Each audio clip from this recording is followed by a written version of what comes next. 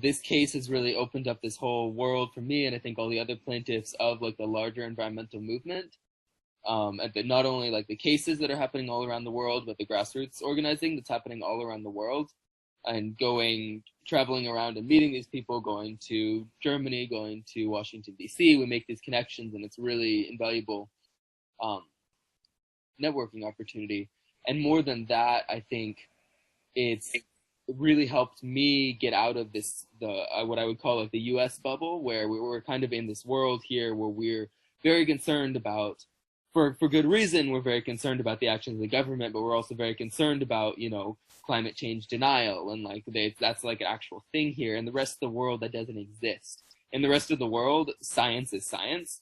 And seeing that kind of insanity is particular to the US and something we need to fight here, but something we just need to fight here. And I think the biggest thing that this case has taught me is this idea. Oftentimes we have this idea that we're fighting these battles, and that we will either win or we'll lose, and there's some deciding factor, there's some deciding moment that determines that, like that's how it works in movies. The reality is that's not true.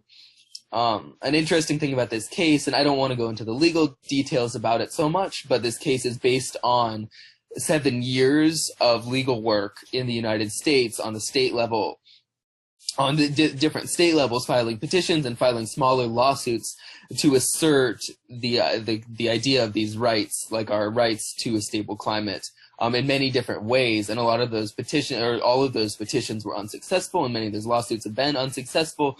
But the thing is, they build on each other, and getting more connected with the international environmental movement, and making these connections with other legal teams and other plaintiffs who are involved in different cases reaffirms this idea that like each thing we do is part of this larger thing.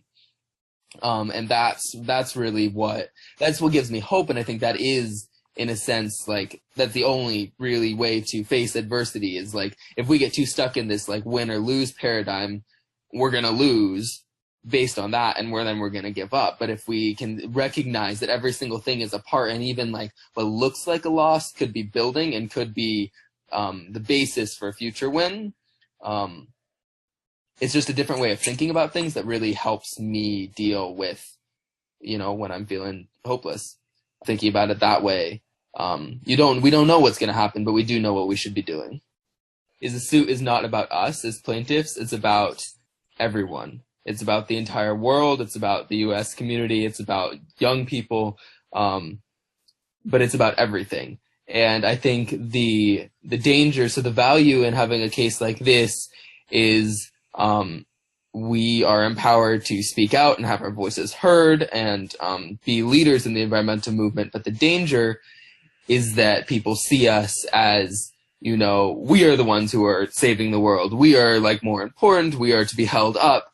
And that is dangerous, because that's not what it's about. And if it becomes about, idolizing individuals, then we lose that community, and the community is the basis for making real change. So I think if I have one thing to say, I think this case should be an inspiration, not another opportunity to promote celebrity culture.